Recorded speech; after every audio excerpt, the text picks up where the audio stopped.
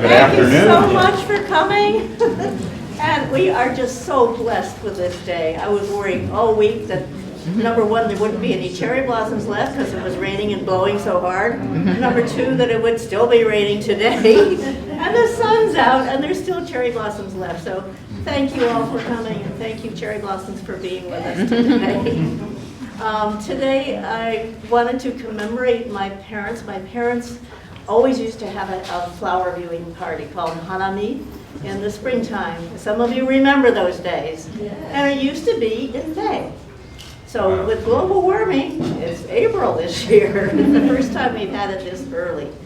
But I just wanted to welcome you to the Nakashima property. You found your way here, and let's see, when was it? This Wednesday, John and I were invited to a state dinner at the White House.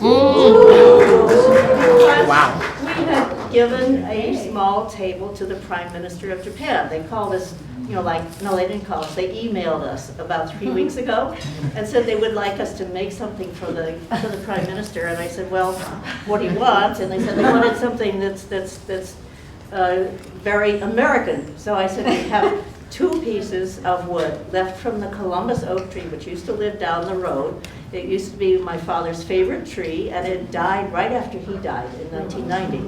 And the people who owned the tree were very stingy with the wood, so we only had a little piece of wood. But I offered them that, and they said, no, they didn't like that. Can we have something else? So I sent them something else, and they said, can you send us a photograph? And I said, well, it's not made yet. I can't really send them a photograph. So I sent them a drawing, and I sent them photographs of the wood, and they took their time making up their minds. I guess it's a committee decision or something. And they finally said they wanted this piece of wood, and I said, I'm sorry, I can't make it that way anymore. I don't have enough time. And you're going to have to send somebody to pick it up, because they were having this gifting ceremony on Tuesday night. And it was like a week before then. I said, oh my God. We can't get it done in time. Can somebody come and pick it up? So they sent the very same person who had ordered the table up to pick it up Friday evening, and then they took it back again. So I guess he got it. They told me not to write his name on it because they had a special plaque they were going to put on it. I hope the plaque fit. I have no idea. And then people have been asking me, when did he get it? And what's he going to do with it? And he's going to take it back to Japan or not? I don't know. But anyway, John, my husband, and I were invited to the state dinner, and that was an experience which I will probably never have again. Wow. Sumi this morning, my daughter-in-law, where's Sumi? Picked all the flowers from her garden and brought them over, and I said, oh, it's just like the White House, thank you. Better than the White House. Yes. Somebody asked about our peace altar situation. There's one, as you know, the first one my father actually built during his lifetime in 1986. The second one we built after he passed away. And we built 2, one right after the other. One of them went to the Hague Appeal for Peace in 1999, finally got to the Moscow Academy of Arts, thanks to Irene Goldman here with the red glasses.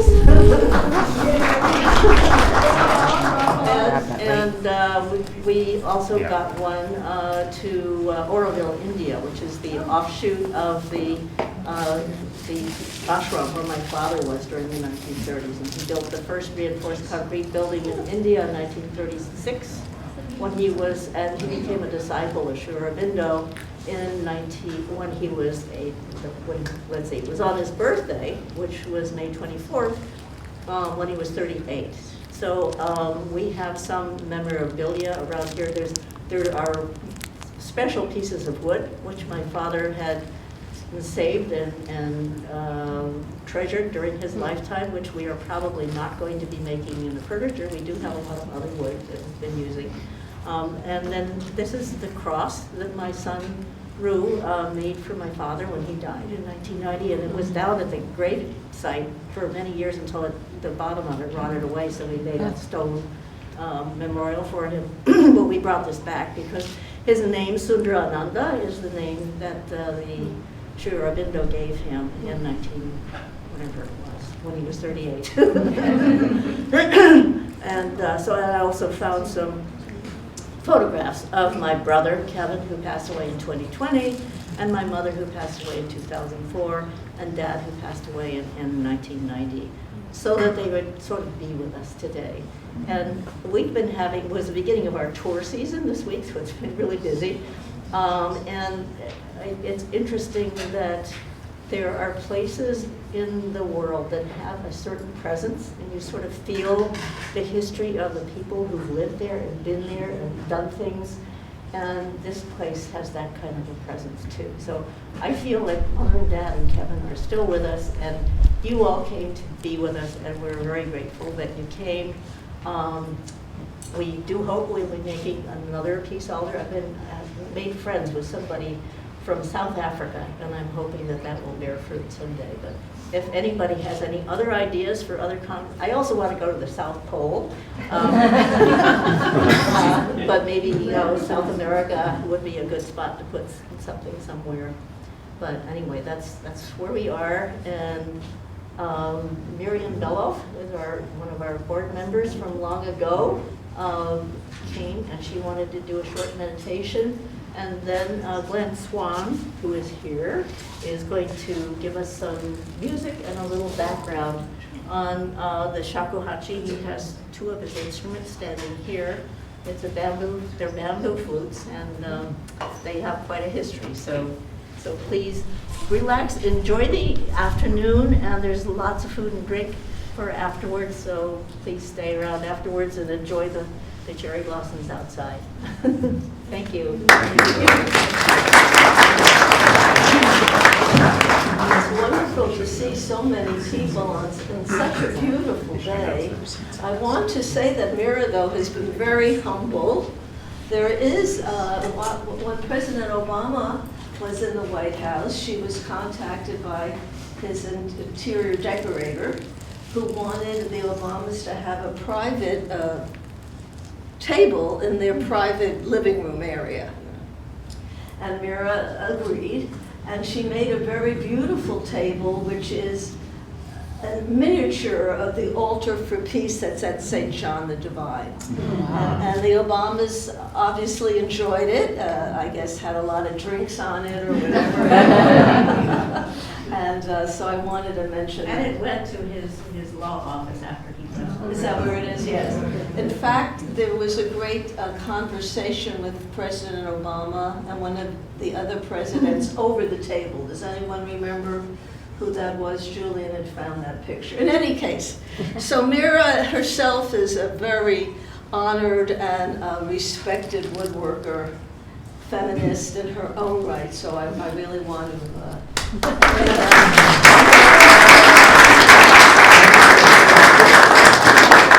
carrying on her father's legacy. And one more thing about George, or these things never work, is that when he was at the Sri Aurobindo ashram in the late 1930s and was given this Sanskrit name of Sundarananda, of one who delights in beauty. And to me, as a follower of many spiritual disciplines, and especially the mother in Sri Aurobindo, I was like blown out.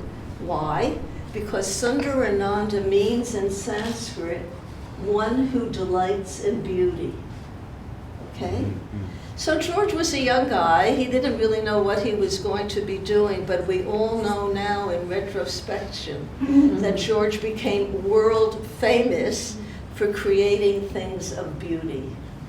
You know, all over the planet, Japan, the Rockefellers love him very much. We have a room at the Met.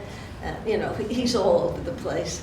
And I think what's very beautiful in terms of a spiritual lesson is that George was able to get in touch with his inner being and express that, his soul essence, which was one who delights in beauty. And indeed, that's something that we all may wish to get in touch with, our soul essence, and be able to express that in peace and love and harmony and gratitude you know, all those good things. So I just want to put in your minds, if we'll just close your eyes for a moment, and we'll just do a short little meditation, because I know everyone's dying to get outside.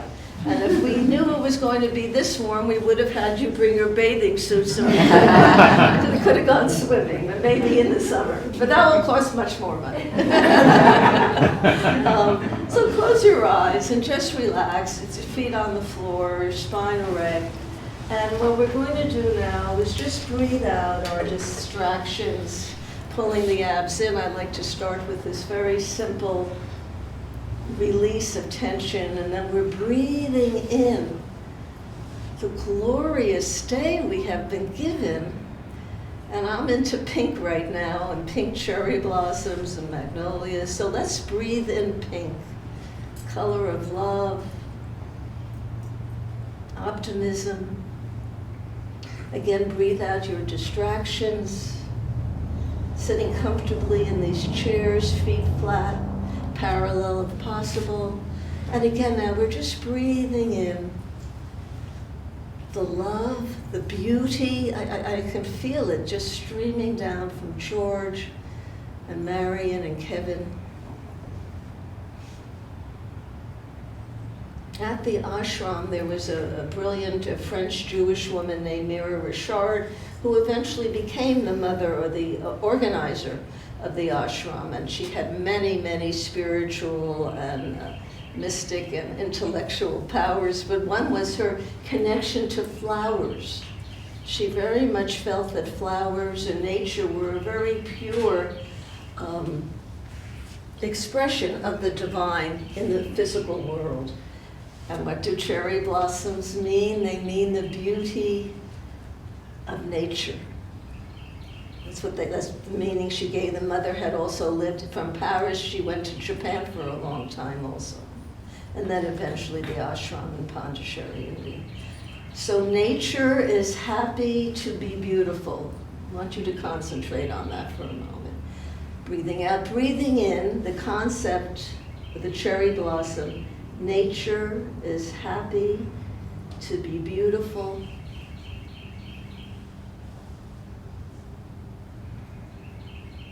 Beauty, happy, peace, peace. So send peace throughout your body, this pink light, sending peace and love, pink, to everyone in the room.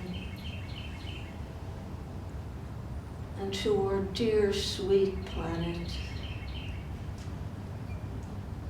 and all other sentient beings as they go through, as we go through, such a time of change, uplift, evolutionary challenges. Let us send peace in a clockwise direction, just around the planet.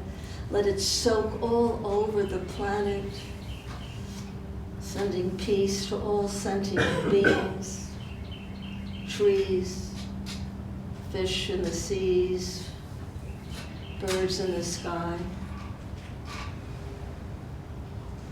The very earth herself crying out for peace right now. So we stand in our center of peace and we send out eternal love this day in April in New Hope, Pennsylvania. Well, welcome everybody. Thank you for coming to listen to some shakuhachi music. Can you hear me in the back okay? Yes.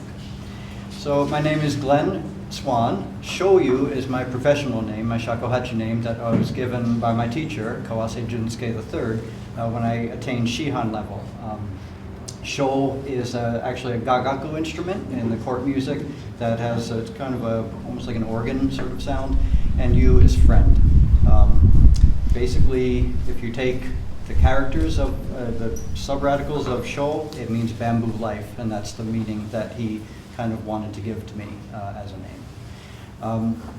I play in the Kinko school. Chikuyusha is the name of the sub-school.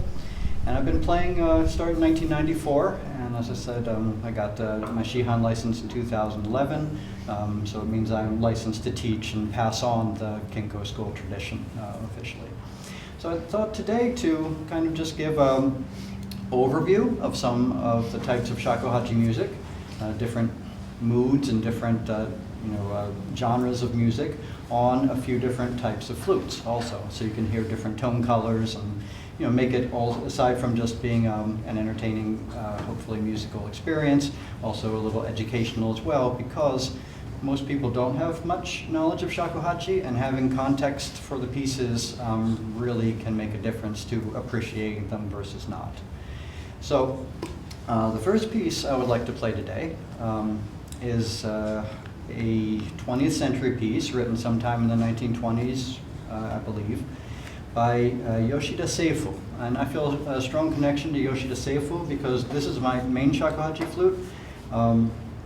It bears his mark on it. So he wasn't the maker of it, but he improved of the tuning of it. So at some point he must have played it and said, yeah, it's a good flute, and put his mark on it.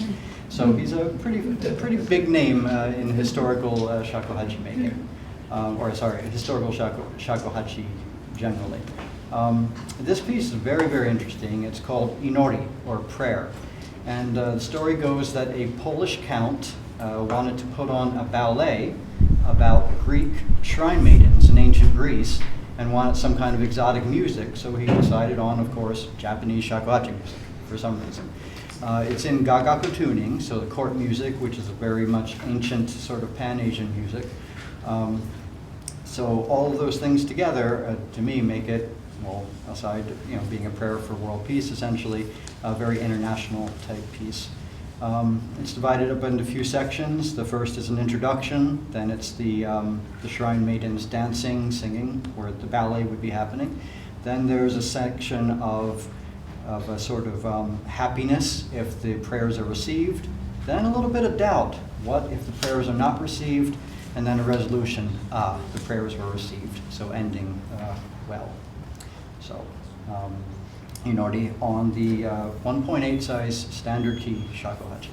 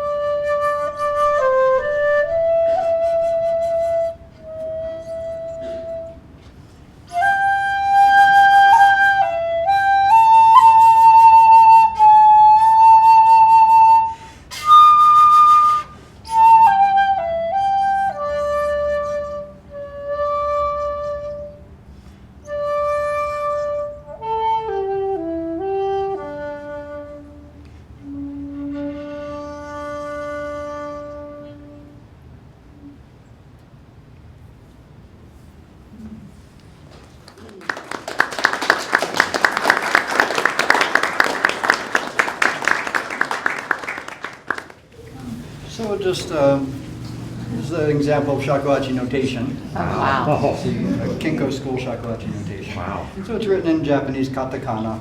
It might be an analogy might be if music were written with the syllabic characters do, re, mi, fa, sol, la, ti, do, rather than the dots and the lines. That being said, this is specific to shakuhachi, unlike do, re, mi, fa, sol, la, ti, do. So you would need to know it. Even if you read Japanese, it's not going to make any sense to you unless you know how to read it. The shakuhachi flute has very close association with Zen. So from its origin through most of its history, it was played by a sect of Zen priests. It came to be called the komuso, or priests of nothingness. They often figure in manga or samurai era manga, samurai movies, things like that. They wore baskets on their heads as a sort of anonymity thing. So Zen and shakuhachi music are pretty much inseparable. The major genre of shakuhachi music is called honkyoku, or true original music. And that is not for entertainment, it is a meditation. A meditation for the player and a meditation for listeners.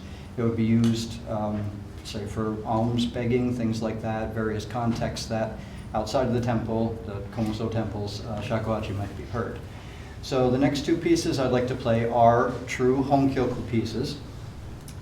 The first one is the oldest piece in... I'm just going to put these on. The oldest piece in the shakuhachi repertoire, and it's called kyore, or empty bell. Historically, it goes back to at least the 1300s. In legend, it goes back to Tang Dynasty China, like the 700s. So there's a historical Zen master in Tang Dynasty China. Japanese name is Fuke Zenji. And the story goes that he walked around chanting a Zen poem and ringing a little handbell.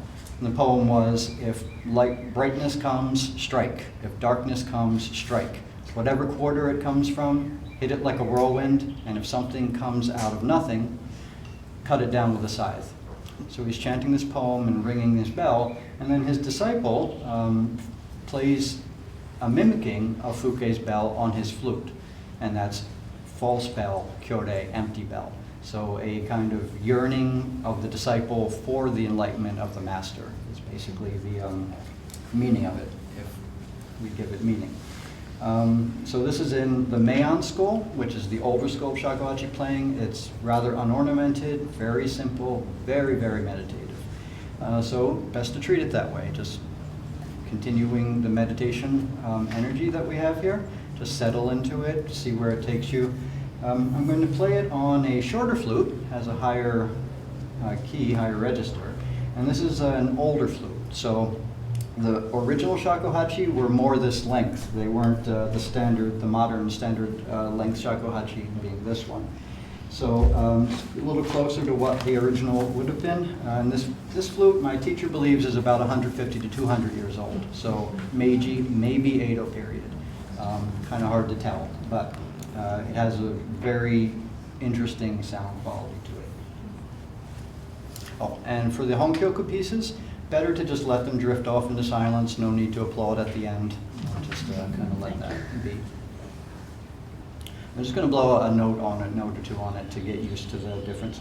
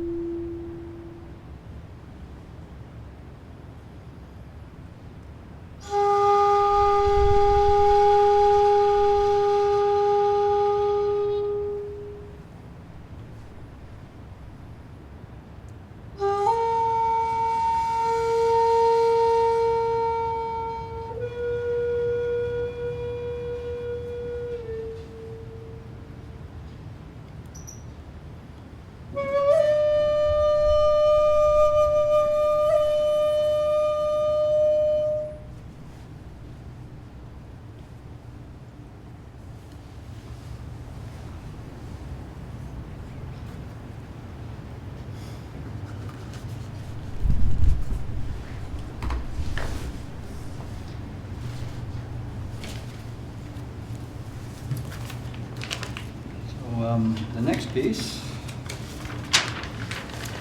is properly the Kinko school repertoire.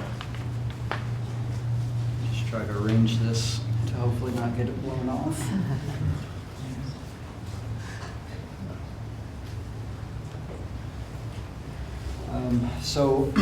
Kinko school developed out of the Mayan school in the Edo period, the late 1700s, founded by Kinko Kurosawa Kinko, who at the time allegedly historically, the Mayan schools were already in decline even by that point, and some of the pieces were being lost, so he actually went around Japan to the various Komuso temples and collected 37 pieces from different schools, put his own take on them, and that became the Kinko school repertoire, 37 Honkyoku pieces.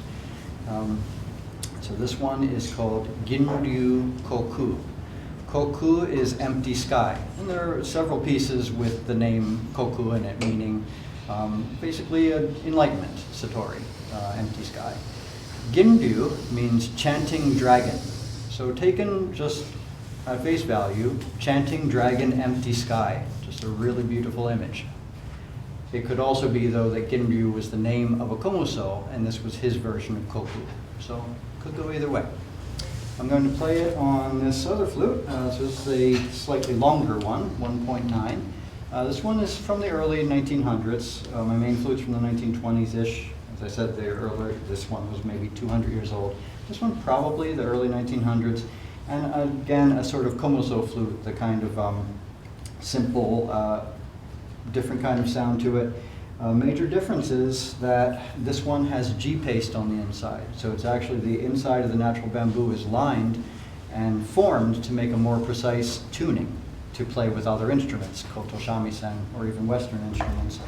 This one is just bare bamboo pretty much inside and lacquer to protect it. So it makes a very different sort of tone color. So Ginryu Koku. Again, I'm going to play a couple notes to get used to this one.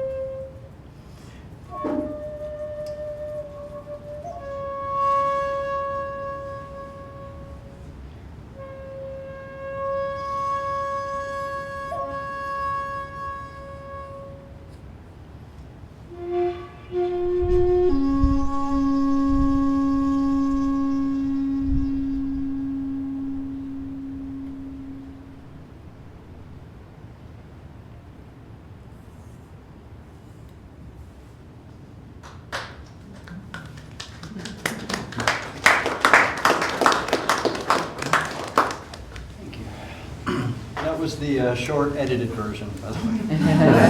Beautiful. The full piece is like 40 minutes long. So I figured I wouldn't put you through that one. So bright.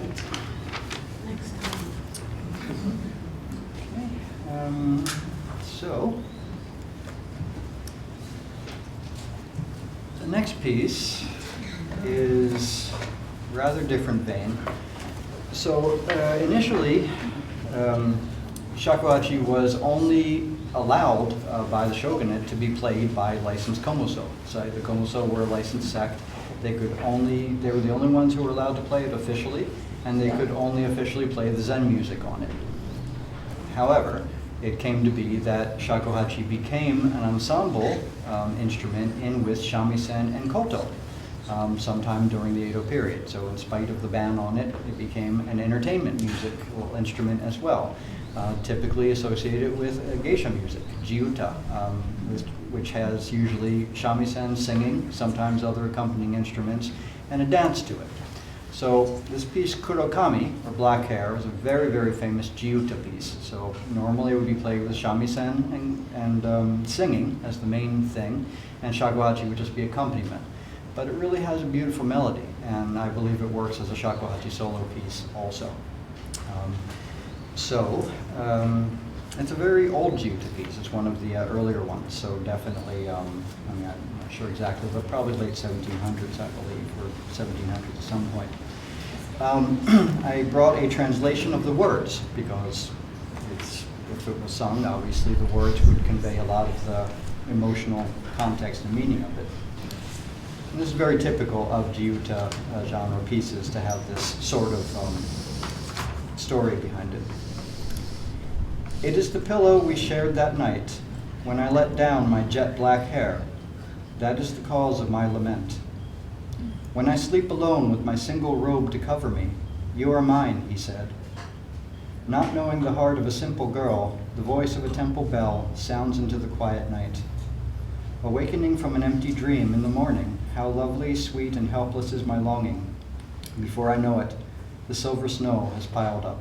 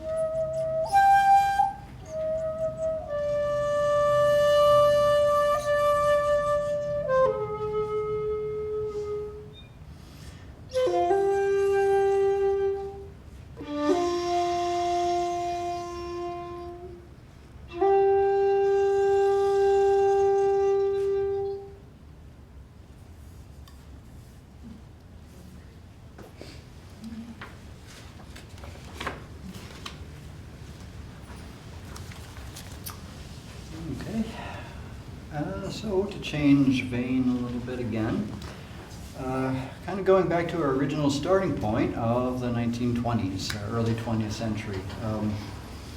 Fukurarando was another very famous composer and shakuhachi player of that era. I actually have 78 records. I collect 78s and Victrolas and things of Fukurarando and Yoshida Seifu, and their playing style was amazing. It was very, very different than modern playing style, and so in these pieces I tried to emulate their own style, trying to get back to that, what I heard on those 78s. Fukurarando was actually famous for making pieces for radio shows in Japanese radio stations. I think right up to the 50s, I believe. He was one of the early innovators to mix traditional music with Western music idioms and instruments. So he made several compositions for piano and shakuhachi, for example, which is quite unusual at the time. These are two solo shakuhachi pieces that are in sort of a very much of, the first one's maybe a little folky, folk meditative, and the second one is definitely more of a meditative story. First one is called Kikyo Genso Kyoku. So Kikyo is a flower, and I'm spacing on the English for it, but it's a blue flower. Does anyone know Kikyo? Genshin? Genshin? I don't know. Oh, Gen. So, Guessing. at any rate, so it's a very pretty blue flower. Genso Kyoku is fantasy, so fantasy on the Kikyo flower.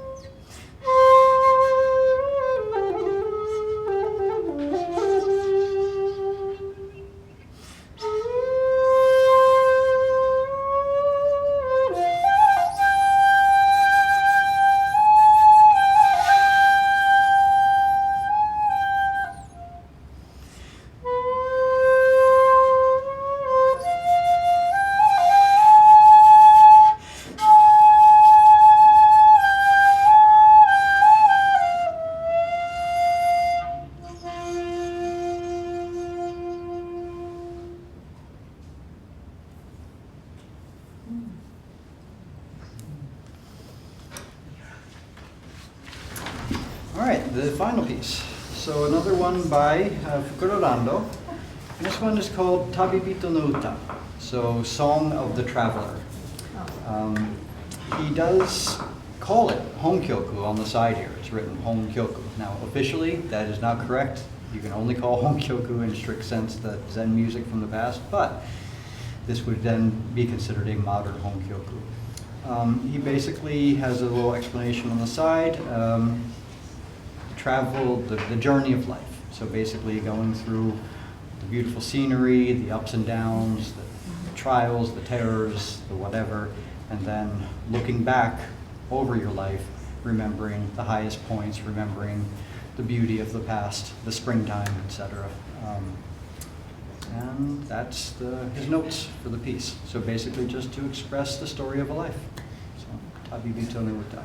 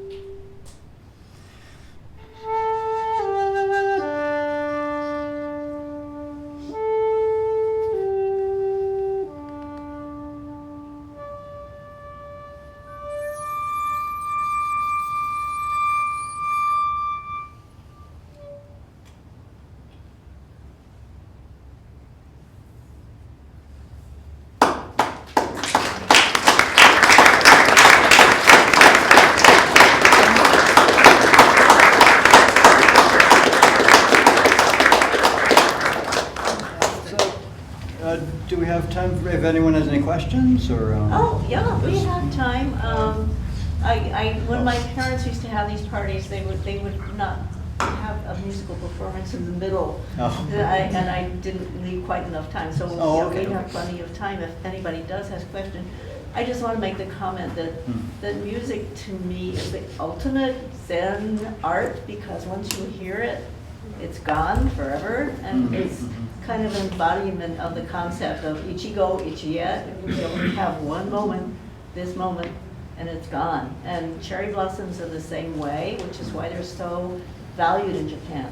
They're very short-lived. You have to catch them when they're there, and if you don't catch them, they're gone. That's the way life is. But thank you so much, Glenn, for sharing all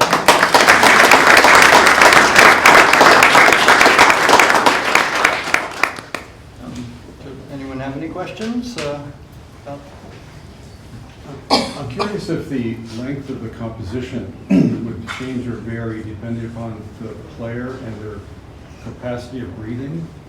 How they would elongate a note because you would stretch out, you would very, very softly, gently let it quiet out the note, and maybe with a longer breath or so. Right. The composition would Yeah. expand. So the ones that are, more musical would be set, the pace or certain pace and like that. But for the Zen pieces, that is correct. So every player would have a little different ability to do it. And also timing-wise, you may not want to, do your full breath and not have it to be that long. So there's, it can change definitely from day to day. Every day, every time you play, it's going to be a little different. So yeah, there is the flexibility though. I might play this piece and it takes me 10 minutes. The other person takes 15 minutes, something like that. I'd like to know how you can sit comfortably. Oh, this is luxurious with the cushion here. Well, I also do tea ceremony. I also teach tea ceremony, which we do seiza, and I also, truth be told, I actually gave up chairs kind of in my early 20s because I heard that it was kind of healthier to sit on the floor. When I started working at Whole Earth Center, very, very long time ago, I learned about these things, and basically I kind of just gave up chairs, mostly, not 100%. Well, you're an inspiration. The brightness of the bamboo that is not treated inside is gorgeous. The different tone colors and things that Yes, come out. yes, and Yeah. as you explained, the different qualities to each of your instruments, it's beautiful. Thanks. What are the locations of the schools that you learned? I mean, when I think about children and kids and my own kids, the exposure that we try to give everyone to just living and life and the quality of life is so fast and so not grounded. And this type of music is very in the moment and very grounded. And I've never really heard of any schools that. Yeah, well, I mean, when I say school, I mean like a school of playing. So, not like through a educational institution, but there are schools that in America, I think Columbia has at least they used to have a Japanese music program that included shakuhachi, for example. But I learned from my first teachers were in Princeton, and then my main teacher became Kawase Junsuke in Tokyo, so I actually had to go, made many trips to Japan to get my Shihan license, and he's still my teacher. But I do teach, and today, of course, online, Skype lessons, Zoom lessons, whatever, are pretty common. So, you could get pretty good teachers wherever you are at this point. But I feel I don't like that as much. I really like the face-to-face contact, so I much prefer just to have a old-fashioned in-person lesson. Yeah, it's much like storytelling and the art of storytelling, the art of this type of music. It seems like it has to be handed down from person to person. Oh yeah, traditional playing is still something that you have to get from a teacher if you want to play traditionally in a certain lineage. You can figure out songs yourself and make things that sound nice. You can learn to play to some extent yourself, but to get that real traditional thing, it's like it's not all written in the music, and things. it really does require a teacher to get that, you know. You know, and I feel like there's something else passed on besides just the details of the music also. So. I was wondering, is the rhythm written in the music the way it is in Western music, or is that something passed down from teacher to student? The rhythm in the oldest, the Meian Honkyoku, isn't really written in, and that is just something, and it's like an absolute rhythm. It's not a metronomic rhythm. It's more of a breath rhythm. But in the other kind of music, you can see it, but there's different dots, like dots on the sides of the columns. So the dots are actually indicating the rhythm. There's, you know, whether it's like a quarter note, half note, etc. So you get the rhythm from that. But the actual, most of the pieces don't have like specific speeds written on, you know, like metronomic. So you do have to kind of get that from the teacher, like to get the sense of now you play faster, now you play slower. So.